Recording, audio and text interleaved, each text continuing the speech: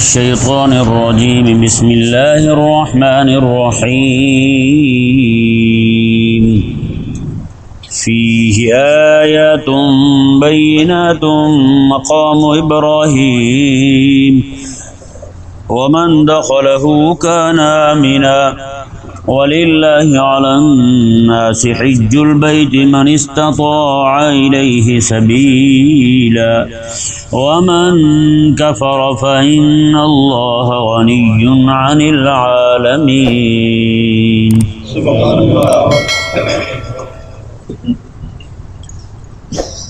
اللہ تبارک و تعالی نے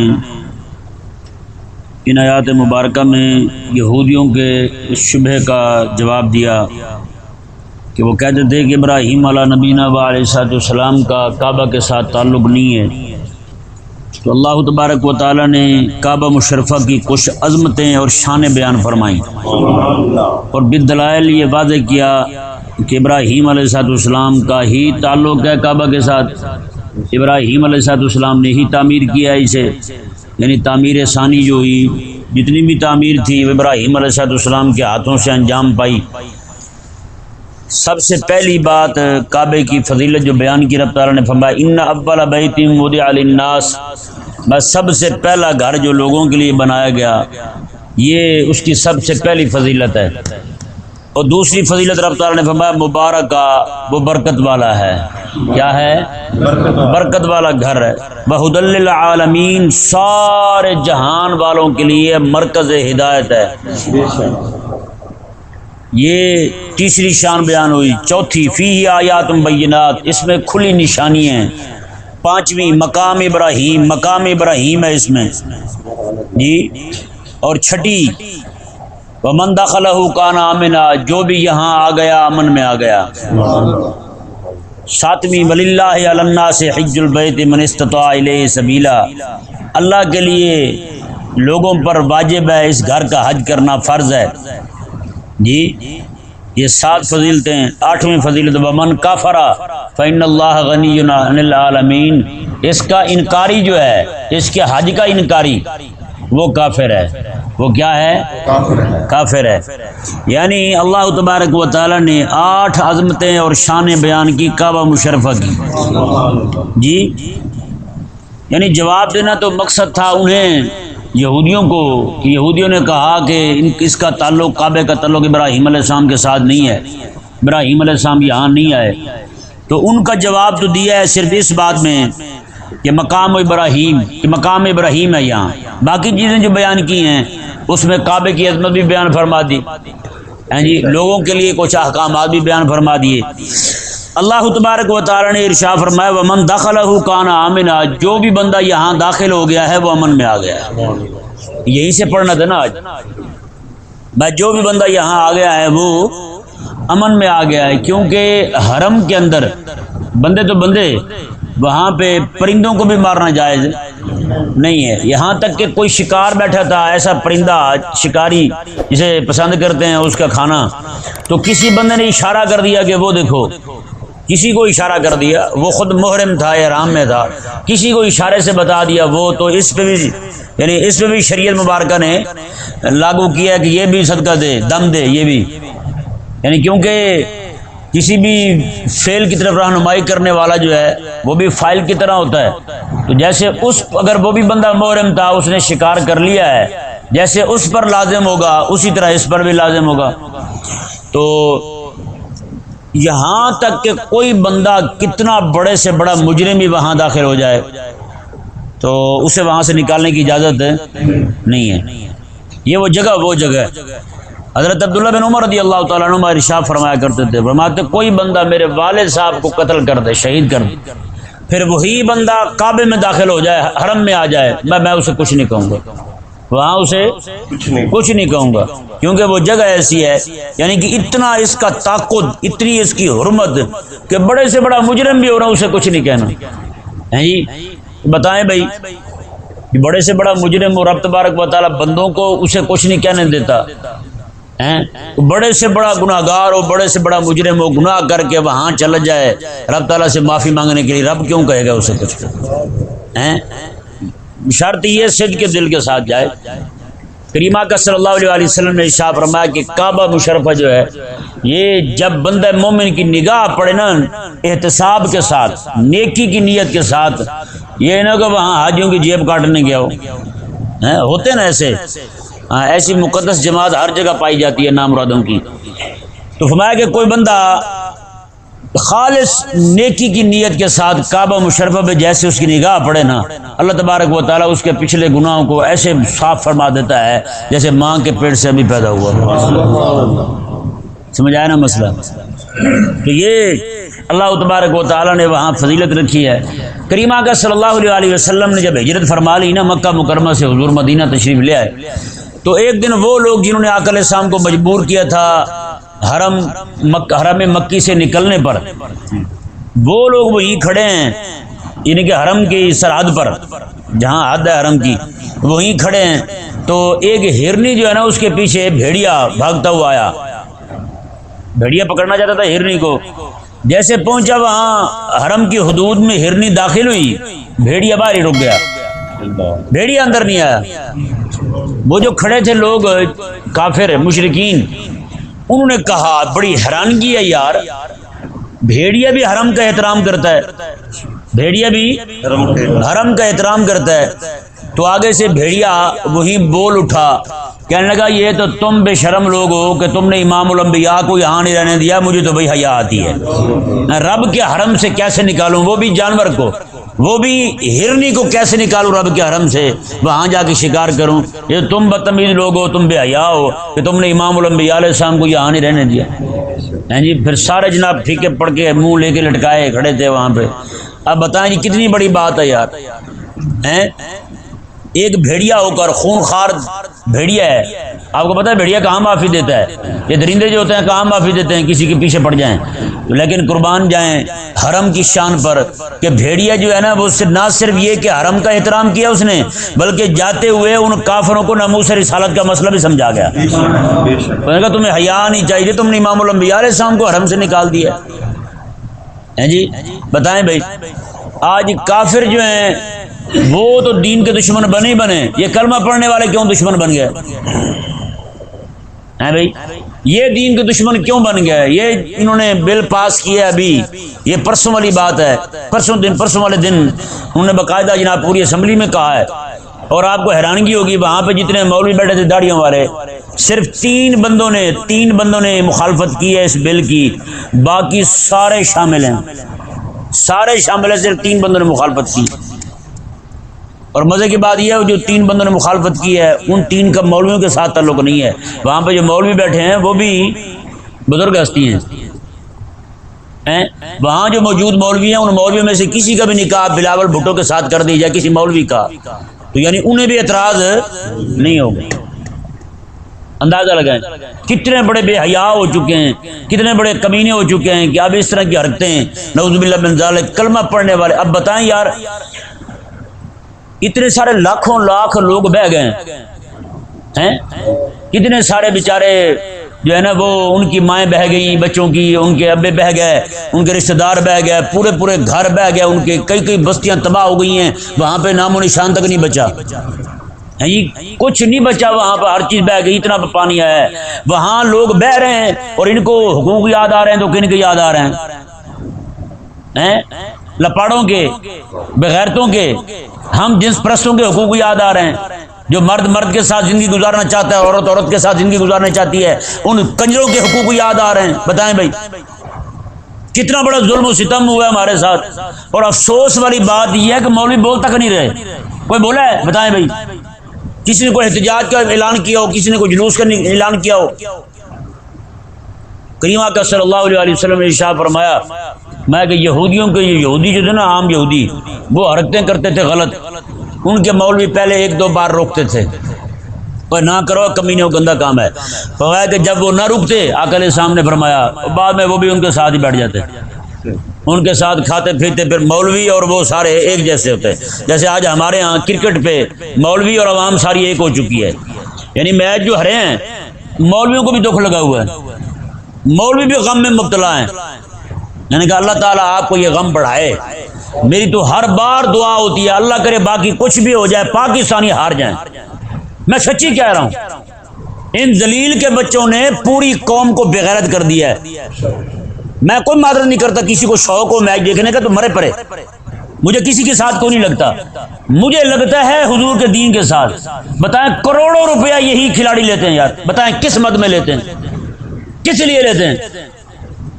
حضرت جو ہیں ہارون رشید رحمہ اللہ، ان کے دور میں ایک بندہ آیا، وہ جی ٹیلنٹ ہے ان کے پاس، آج ٹیلنٹ کے رونر ہوتے ہیں، جہاں بھی دیکھو وہ جناب چھلانگ لگا لیتا ہے الٹی، کہتی یار کیا ٹیلنٹ ہے اس کے پاس۔ میں نے کہا لعنت تیرے ٹیلنٹ پہ، تیرے دماغ پہ بھی اتنا کمینہ ہے تو۔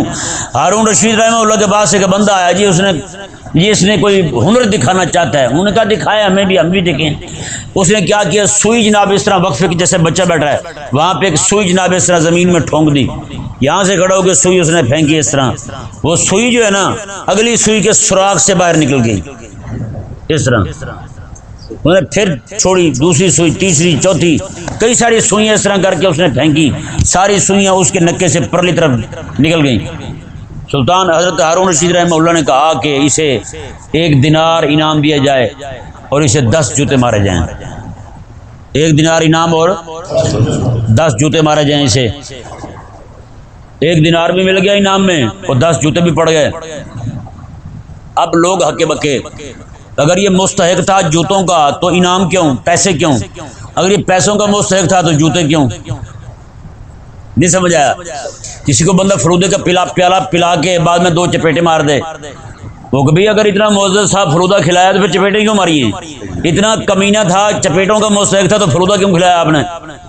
تو لوگوں نے سوال کیا ہارون رشید رحمہ اللہ سے۔ اب دیکھیں پہلے لوگوں کے حکمرانوں کی کیسی سوچ ہوتی تھی، یہاں تو سارے لپاڑے ہو گئے نا، کسی کو کوئی شرم نہیں ہے۔ جس دن نعوذ باللہ من ذالک میچ ہو، نمازیں چھوڑ کے بیٹھے ہوتے ہیں، نماز تک نہیں پڑھتے، چٹی داڑھی سفید داڑھی، نماز نہیں پڑھیں گے، کیا جی میچ لگا ہوا یار، بس آخری اوور چل رہا تھا، نماز اس لیے نہیں پڑھی ہم۔ کیا یار اتنا بھی بندہ کمینہ ہوتا ہے؟ تیرے لچھن ہیں ایسے، بلا بتا، یہ لڑکا بیٹھا نا کوئی بڑا سارا کھیلنے لگ جائے، یہ جو بیٹھا ہے ابھی کھیلنے لگ جائے، سارے کہیں گے بچہ تیری عمر ہے کھیلنے کی؟ میں نے کہا اچھا اس کی عمر نہیں ہے کھیلنے کی، سفید داڑھی والا میچ دیکھ رہا ہے اس کی عمر ہے اس طرح کرنے کی؟ مجھے انڈیا پاکستان کا میچ تو ہم نہیں کبھی چھوڑ سکتے، وہ تو ہم نے دیکھنا کیونکہ ہماری ان کے ساتھ لڑائی ہے۔ میں اکثر کہتا ہوں جی یہ ہماری جنگ ہے۔ میں نے کہا کہ 70,000 عورتوں کو انہوں نے قتل کیا جو شمار میں ہیں جی، اور لاکھوں لاکھ لوگوں کو، 10 سے 12 لاکھ لوگوں کو قتل کیا تھا انہوں نے جب یہ بٹوارا ہوا تھا اس وقت۔ میں نے کہا اتنے لاکھوں لاکھ لوگوں کو قتل کیا انہوں نے، اور اتنی ساری ہزاروں نہیں لاکھوں کی تعداد میں مسلمان بہنوں کو انہوں نے اٹھا لیا، ہندو جو ہیں زبردستی انہیں اپنے گھر رکھ کر ہندو بچے جنتے رہے۔ سکھوں نے ہماری بہنوں کو اٹھا کر کے ان کے ساتھ زبردستی نہ انہیں اپنے گھروں میں رکھا، قید کر کے۔ پاکستان بننے کے بعد کئی عورتوں کے وہاں سے خطوط آئے تھے کہ ہم ہندوؤں کے سکھوں چوڑوں کے بچے جن رہی ہیں، خدا کے لیے آؤ ہمیں بچاؤ یہاں سے۔ میں نے کہا بتایا بھی تیری بہن کے ساتھ کوئی بندہ منہ کالا کر جائے، اس کے ساتھ میچ کھیلے گا یا اس کے ساتھ 2 ہاتھ کرے گا تو؟ بتاؤ نا بھائی، قوم اتنی بھی بغیرت ہوتی ہے یار، بتائیں اتنا بھی بندہ ذلیل ہوتا ہے کہ جس مشرک نے، جس بدھو نے، جس کھتری نے تیری ماں بہن بیٹی کے ساتھ منہ کالا کیا ہو اور تو اس کے ساتھ کھڑا جناب میچ کھیل رہا ہے؟ بتائیں نا بھی پوری عالم اسلام کے اندر کہیں بھی مسلمانوں نے کسی کافر قوم کے ساتھ کھیل کھیلا ہو؟ بتائیں بھی کھیل جو کھیلا جاتا ہے راضی خوشی کے ساتھ کھیلا جاتا ہے نا، محلے میں 2 لڑکے لڑ پڑے کبھی کھیلیں گے اکٹھے؟ کھیلیں گے کبھی اکٹھے؟ تو پھر یہ کیوں اکٹھے ہو گئے؟ یہ کھیلنے کے لیے جمع کیوں ہو گئے؟ عجیب کمینہ پن ہے یار، بتائیں عجیب بغیرت ہیں لوگ یہ۔ حضرت مفتی شریف الحق امجدی رحمہ اللہ، آپ سے سوال ہوا، یہ ذرا ہر بندہ کان کھول کے مسئلہ سنیں، میں اپنی طرف سے نہیں کہہ رہا ہوں، میرے پاس کتاب موجود ہے، ہند کے بہت بڑے عالم گزرے ہیں انہوں نے لکھی ہے۔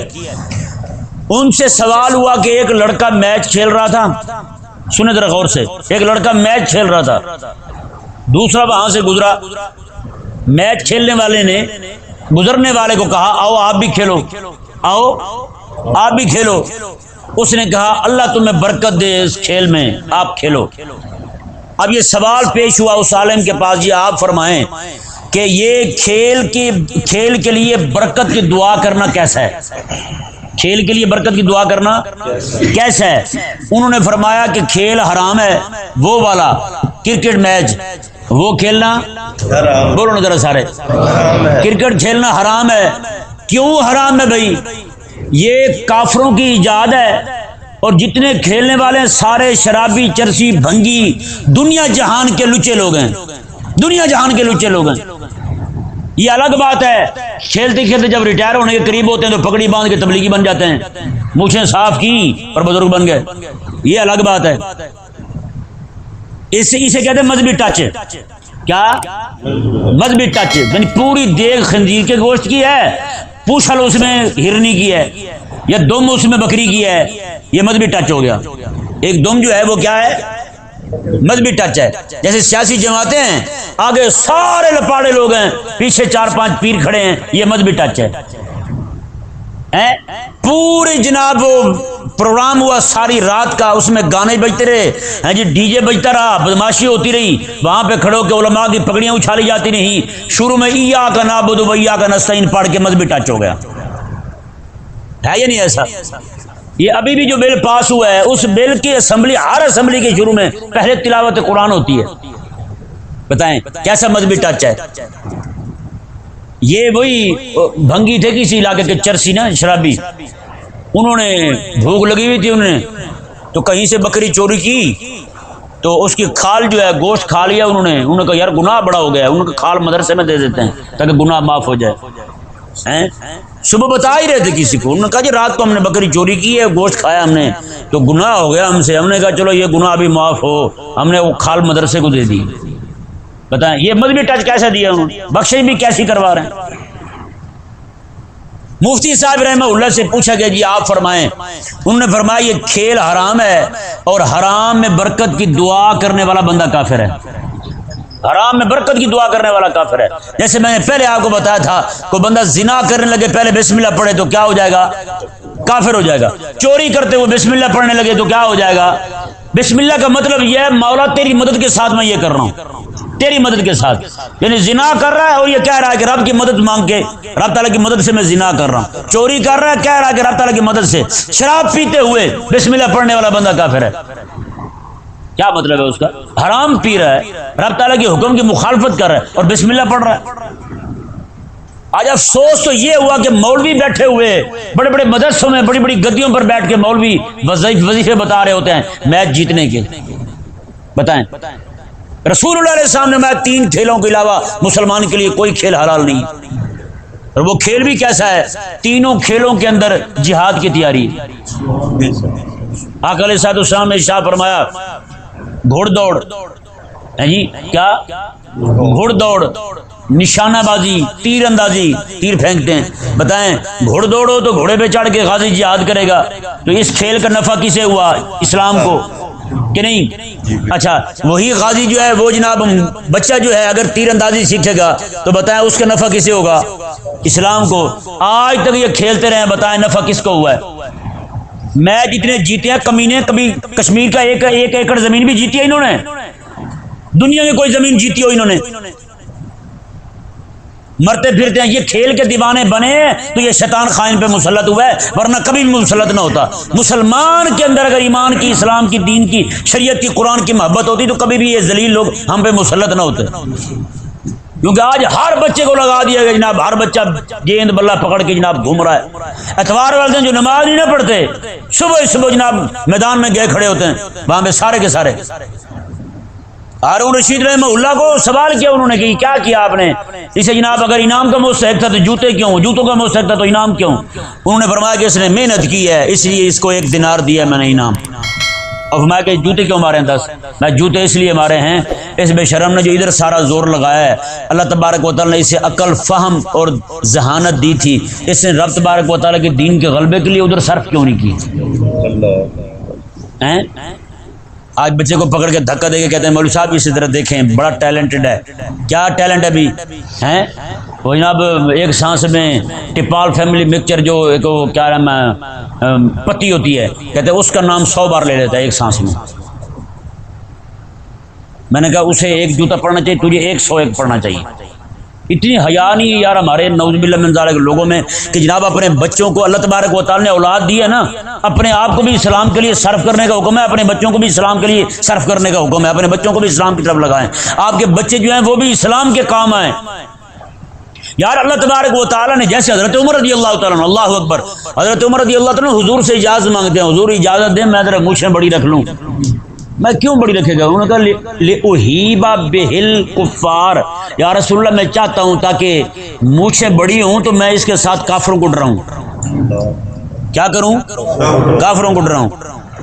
یہاں بڑی مونچھیں رکھ کے بغیرت کے بچے ٹریکٹر کھینچ رہے ہیں اور قوم ساری دیوانی، یار اتنی لمبی مونچھیں، 5 گز لمبی مونچھیں ہیں، اور کیا کر رہا ہے؟ ٹریکٹر کھینچ رہا ہے۔ میں نے کہا ذلیل انسان، ٹریکٹر کھینچ رہا ہے تو مونچھوں کے ساتھ، ٹریکٹر تو ویسے چل پڑتی ہے، تو مونچھوں کے ساتھ کھینچ، ایسے کتا بن رہا ہے مفت میں۔ کیونکہ ہمارے ہاں اسلام کی قدر نہیں رہی۔ اسلام کی قدر ہوتی، ایمان کی قدر ہوتی تو ہم اپنے آپ کو ادھر لگاتے نا، اسلام کے غلبے کے لیے اپنے آپ کو مصروف کرتے۔ آج نعوذ باللہ ایسے کمینے ہیں، ہر بندے کو یہ تو اعتراض ہوگا یار مسجد کا سپیکر چلتا ہے تو مولوی سر کھا جاتے ہیں، مسجد کا سپیکر چلتا ہے تو لوگ خراب ہو جاتے ہیں۔ ہر گلی کے اندر جناب بچے لڑکے کھیل رہے ہوتے ہیں، شریف عورتیں بیچاری گزر رہی ہوتی ہیں، ان کو گیند لگتی ہے، نہیں حیا کرتے کس کو لگ رہی ہے، بلہ ٹھوک دیتے ہیں اور کسی کو گیند مار دیتے ہیں، کسی کو کچھ کر دیتے ہیں۔ اتنے لوگ بیچارے پریشان ہوتے ہیں گلی سے گزرنے والے، اور اس کے لیے کوئی قانون نہیں ہے، نہ کبھی بنے گا، دیکھنا۔ اور اللہ تبارک و تعالیٰ کی بارگاہ میں دعا ہے جتنے بھی لوگ اس طرح دین کی راہ میں رکاوٹ ہے نا، وہ چاہے جس طبقے کے ساتھ تعلق رکھنے والے ہوں، اللہ تعالیٰ سب کو ذلیل کرے، ہو بھی رہے ہیں، آگے بھی ہوں گے انشاءاللہ، دیکھنا۔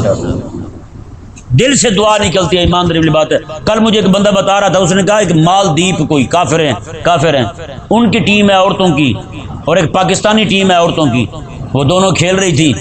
پاکستانی ٹیم کی جو عورت لڑکیاں تھیں انہوں نے جناب کچھے پہنے ہوئے تھے، مسلمان کی بہن بیٹی کچھا پہن کے لڑ رہی ہے، وہ کافر کی جو لڑکی تھی وہ ساری کی ساری ڈھکی ہوئی تھی۔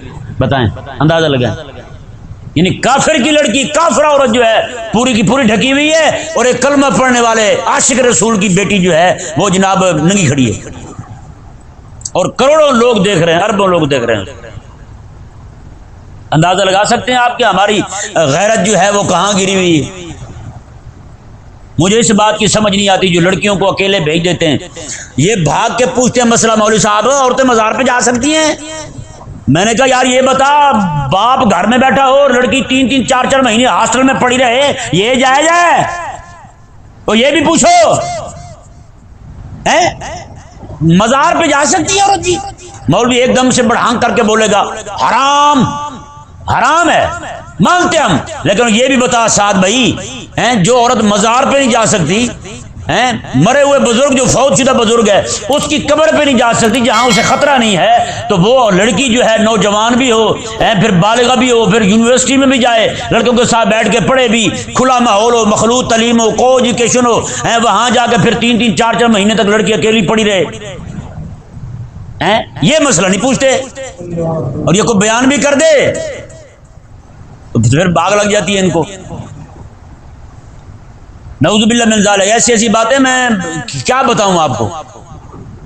اللہ تبارک و تعالی ہمیں غیرت ایمانی عطا فرمائے، بس ہر چیز پوری ہے ہمارے پاس، صرف غیرت نہیں ہے، ہاں باقی ہر شے پوری ہے، صرف غیرت وہ نہیں رہی ہمارے پاس۔ ہاں اللہ تبارک و تعالی نے ارشاد فرمایا، جی دیکھیں، ومن دخلہ کان آمنا، میں جو بندہ داخل ہو گیا نا حرم میں، کان آمنا، وہ امن میں آ گیا ہے، بے شک وہ کس میں آ گیا ہے؟ امن میں آ گیا ہے۔ اللہ اکبر۔ وللہ علی الناس حج البیت، فرمایا کہ اور لوگوں کے لیے، لوگوں پر اللہ کے لیے حج کرنا رب کے گھر کا، من استطاع الیہ سبیلا، جو بندہ وہاں جانے کی طاقت رکھتا ہو اس پر لازم ہے، اس پر لازم ہے کہ وہ حج کرے۔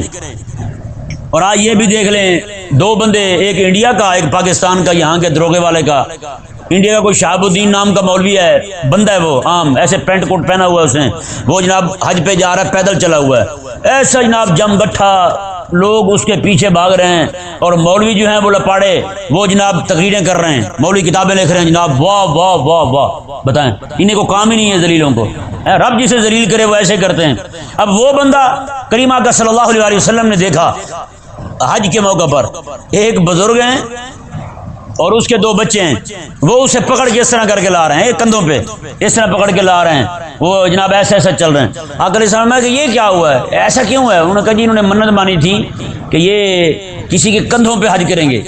آقا علیہ السلام لا نسلے میں یہ کون سی منت ہے بھائی؟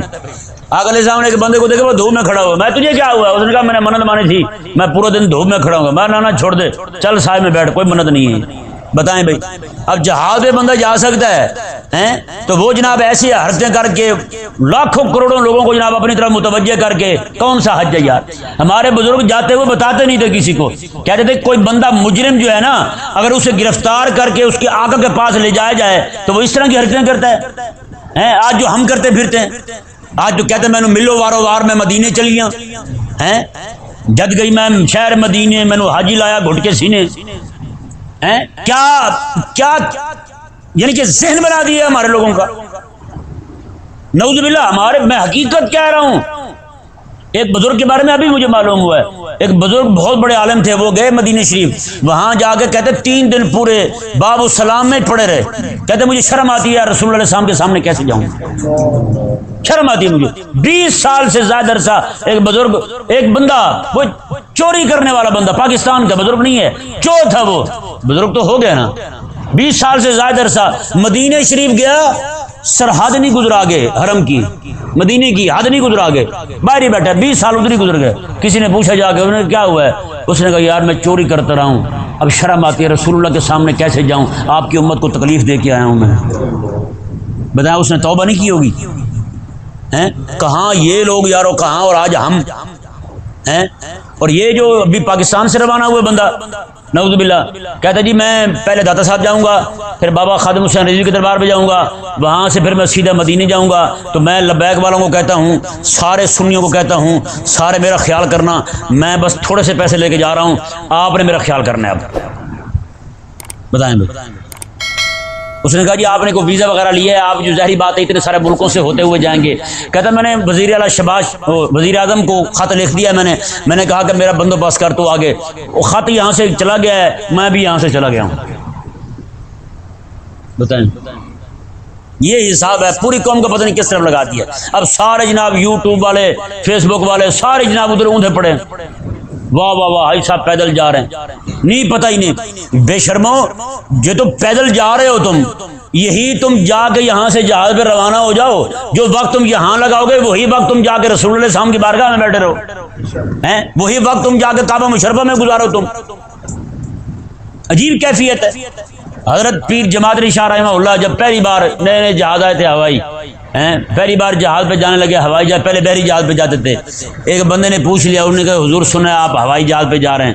انہوں نے کہا یار سونا سدے تو پھر اڑ کے جانا چاہیے، میں سونا بلائے تو پھر اڑ کے جانا چاہیے۔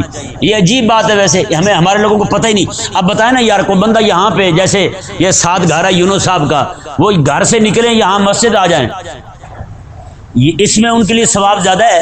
یہ یہاں سے نکل کے وہ پرلی مقبول صاحب کی گلی سے گزرتے ہوئے تقی صاحب کو سلام کر کے یہاں پہنچے، یہ ان کے لیے ثواب زیادہ ہے۔ وہ ہاں سے نکل کے مسجد میں جو بیٹھیں گے زیادہ وقت یہاں گزرے گا، اس میں ثواب زیادہ نا، یا گلیوں میں گھومتے رہیں گے وہ ثواب زیادہ ہے ان کے لیے۔ ہاں ایک بندے کا گھر دور ہے، وہ دور سے چل کے آتا ہے، اس کے لیے ثواب زیادہ لکھا جائے گا، لیکن یہاں پہ موجود ہو کے یہاں سے گزر کے پھر 4 گلیوں میں چکر لگا کے پھر یہاں پہنچے، ثواب زیادہ ہے۔ ہماری قوم کو نہیں سمجھ آتی یار ہم نے کرنا کیا ہے، اور اوپر سے مولوی جناب سارے مولوی شاباش دے رہے ہیں۔ اللہ تبارک و تعالی سمجھ عطا فرمائے یار، ہمارے لوگ پتہ نہیں کہاں چل پڑے ہیں۔ اللہ اکبر۔ اللہ تبارک و تعالی نے ارشاد فرمایا، جی دیکھیں، ومن دخلہ کان آمنا وللہ علی الناس حج البیت، میں کہ حج کس پر لازم ہے؟ میں حج اس پر لازم ہے جو بندہ استطاعت رکھتا ہو۔ استطاعت کیسی بھائی؟ اس کے پاس اتنا خرچہ ہو کہ وہاں جا کے اپنا خرچہ پورا کر سکے، کھانا وغیرہ کھا سکے، اور پچھلوں کو بھی اتنے دنوں کو خرچہ دے کے جائے، پچھلوں کو بھی جن کا خرچہ اس کے ذمہ ہے ان کو بھی دے کر جائے۔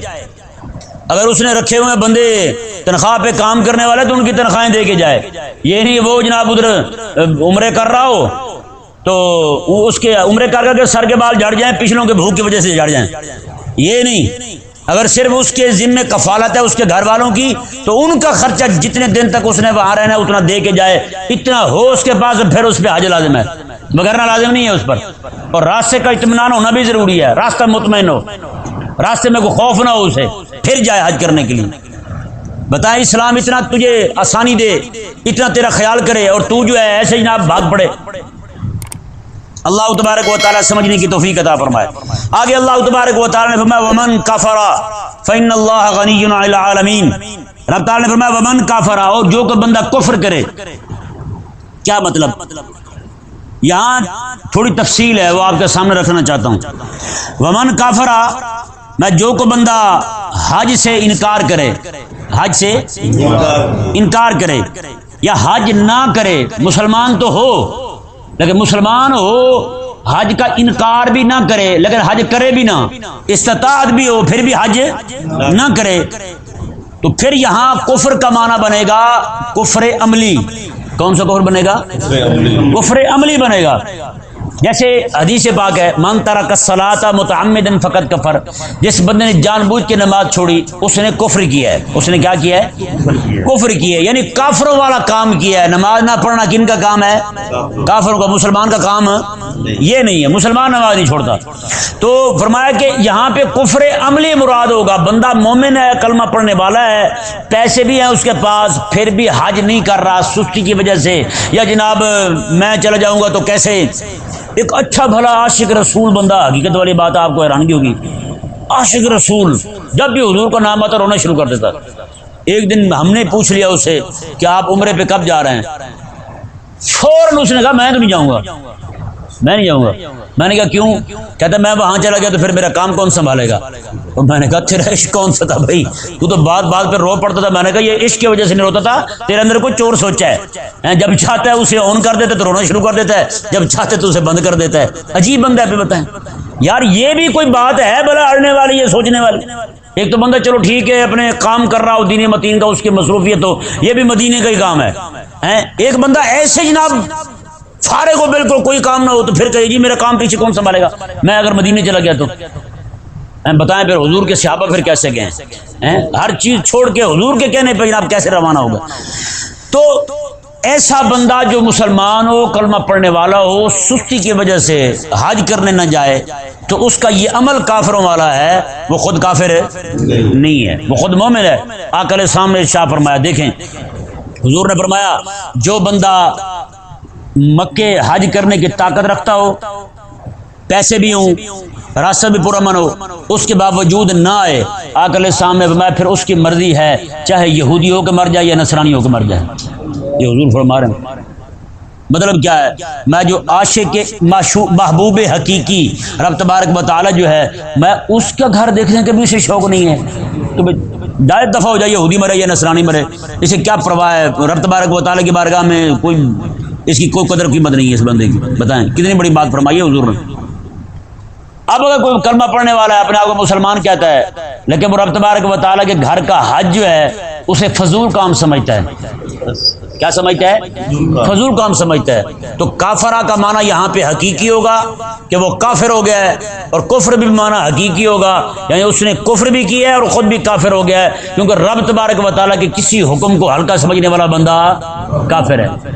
جیسے یہ عبدالستار عیدی جو ہے، یہ جب گیا نا حج پہ تو اس نے وہاں پہ شیطان کو کنکریاں نہیں ماری تھی، رمی جمرات نہیں کیا، تو اس کو کسی نے کہا کہ آپ نے وہ کنکری نہیں ماری، اس نے کہا لو وہاں مارنے کی کیا ضرورت ہے، یہاں پاکستان میں اتنے شیطان ہیں ان کو مار لوں گا میں، انہیں مارنے کی کیا ضرورت ہے؟ بتائیں ان رب تبارک و تعالیٰ کے حکم کو ہلکا لینا، یہ اگر ہلکا لے رہا ہے حج کو، حج کے کسی حکم کو، حج کے کسی مناسک میں سے کسی منصب کو، تو وہ بندہ جو ہے وہ کافر ہو جائے گا۔ یہاں پہ کافرہ کا معنی حقیقی ہوگا، کفر کا معنی، اور کافرہ یعنی کہ وہ کافر ہو گیا ہے، پکا ٹھکا کافر ہو گیا۔ اب اگر اس کلام کا، چونکہ کلام کا رخ جو ہے وہ یہود و نصارہ کی طرف ہے، یہودیوں کی طرف ہے، تو پھر معنی اس کا پھر بھی حقیقی کفر معنی مراد ہوگا۔ رب تبارک و تعالی نے ارشاد فرمایا یہ کعبہ جو ہے ابراہیم علیہ السلام نے بنایا، اور کعبہ جو ہے حج کا اعلان بھی ابراہیم علیہ السلام نے کیا، اور حج کے ارکان جو ہیں تقریباً سارے کے سارے ابراہیم علیہ السلام کی طرف منسوب ہیں۔ آپ صفا مروہ کی بسائی دیکھ لیں، ابراہیم علیہ السلام کی گھر والی اور اسماعیل علیہ السلام کا ذکر ہے. زمزم کو دیکھ لیں، اسماعیل علیہ السلام کے پاؤں کی برکت ہے. آپ جناب میدان عرفات دیکھ لیں، مزدلفہ دیکھ لیں، مینا دیکھ لیں، کیا ہے وہ جی. طواف دیکھ لیں، ابراہیم علیہ السلام نے کعبہ بنایا، کعبے کو دیکھتے دیکھتے بھی کیسا بن گیا، 7 چکر ہو گئے. رب نے فرمایا قیامت تک 7 چکر لازم ہو گئے. بتائیں بھائی، حج تو ایک عاشقانہ عبادت ہے. عاشق بندے کو یہ عشق کا مزہ آتا ہے، کیونکہ عاشق حکمتیں نہیں پوچھتا. عاشق حکمت نہیں پوچھتا کہ یہ کیا ہوگا، وہ کیا ہوگا. وہ مجنوں کے بارے میں مشہور ہے نا، ہو سکتا ہے کہ فردی حکایت ہو کہ ایک اس کی جو لیلا تھی نا محبوبہ، وہ روز چوری بنا کے دیا کرتی تھی کہ جا کے اپنی خادمہ کو دیتی، جا کے مجنوں کو دیا. وہ بیچاری آئی، دیکھا اس نے مسجد میں مولوی صاحب بیٹھے ہیں. اس نے مولوی صاحب کو کہا کہ وہ مجنوں، اس نے دیکھا کہ 7 لنگر بھی ہے ختم کا. اس نے کہا جی خیر ہے، کیوں پوچھنا. اس نے کہا کہ وہ میں نے چوری دی تھی، لیلا نے دی ہے. اس نے کہا آئی ایم مجنوں، میرے سے بڑا مجنوں کون ہو سکتا ہے، انل مجنون. اس نے کہا میں مجنوں ہوں. اس نے چوری دی، اس نے کھا لی. روز چوری آتی رہی. ایک دن اس نے کہا کہ ذرا امتحان کریں، مجنوں جو روز چوری کھا رہا ہے. اس نے چھری دی اور پلیٹ دی. اس نے کہا جا جا کے اسے کہے اپنا دل دے مجھے. کیا دے؟ دل دے اپنا. وہ جب لے کے آیا، اس نے کہا سامنے، اس نے کہا یہ کیا ہوا بھئی، آج چوری کی جگہ چھری. چوری تو سمجھ آتی، چھری سمجھ نہیں آتی. جیسے ہمارے مولوی کہتے ہیں چوری سمجھ آتی ہے. قرآن پڑھنا ہو 17 قسم کے کھانوں پر، یہ ہمیں سمجھ آتا ہے. لیکن حضور کے صحابہ نے ما کان محمد ابا احد من رجالکم، یمامہ میں کھڑے ہو کے پڑھیے، یہ سمجھ نہیں آتی ہیں. یہ نہیں سمجھ آیا مسئلہ، یہ ہمیں سمجھ نہیں آتا. اس نے کہا چوری سمجھ آتی، چھری سمجھ نہیں آتی، یہ کیوں بھائی. اس نے کہا وہ لیلا نے کہا ہے کہ اپنا دل دے. اس نے کہا ہو آپ بھول رہی ہیں، میں صرف چوری کھانے والا ہوں، چھری پھیرنے والا مجنوں نہیں ہوں. اس نے کہا اصل مجنوں ڈھونڈ. بعد میں پھر ڈھونڈا. اس نے جیسے اس نے دیکھا تو اس نے چھری لے کے جناب ٹھوک دی. اس نے کہا لیلا کا حکم ہے تو جان بھی حاضر ہے. اس نے تو تھوڑی سی چیز مانگ لی ہے. اندازہ لگائیں. یہ یعنی سمجھانے کا مقصد جو ہے نا وہ یہ ہے، سچا مومن تو وہ ہوتا ہے بھائی، وہ حکمت نہیں پوچھتا. اس نے یہ نہیں کہا جا کے اس سے پوچھنا میں نکال کے دے بھی دوں، میں بھی مر جاؤں گا، تیرے کس کام آئے گا، تو کیا کرے گی. ٹرانسپلانٹ کا نظام اس وقت کہاں تھا بھی چلو کسی اور کو لگ جائے گا. اس نے بالکل نہیں پوچھا. اس نے عاشق یہ ہوتا ہے بھائی. اسی طرح کر کے رسول اللہ علیہ السلام کا غلام سچا عاشق وہی ہے جو رب تبارک و تعالیٰ کے سارے احکامات پر بغیر حکمت پوچھے عمل کرے. اللہ تبارک و تعالیٰ نے ارشاد فرمایا اگر یہاں پہ چونکہ خطاب کا رخ جو ہے وہ یہودیوں کی طرف ہے، رب تبارک و تعالیٰ نے ومن کفر فإن اللہ غنی عن العالمین، اگر یہ یہودی جو ہیں ابھی انکار کریں کعبے کے حج کا انکار کریں، ابراہیم علیہ السلام کے ساتھ تعلق ہے اس کا انکار کریں، رب تعالیٰ نے ومن کفر، یہ پھر کافر ہو گئے. یہ کیا ہو گئے؟ کافر ہو گئے. فإن اللہ غنی عن العالمین، اللہ تبارک و تعالی جو ہے وہ بے پرواہ ہے سارے جہانوں سے. اللہ تعالیٰ کو سارے جہانوں کی کسی کی حاجت نہیں ہے. یہاں یہ بھی ذہن میں رہے، پوری دنیا کے اندر ایک بندہ بھی رب کا کلمہ نہ پڑھے، رب تعالیٰ کے دین کو نہ مانے، رب کو کوئی نقصان ہے؟ نقصان ہی کا اپنا ہے. اللہ تبارک و تعالی سمجھنے کی توفیق دے.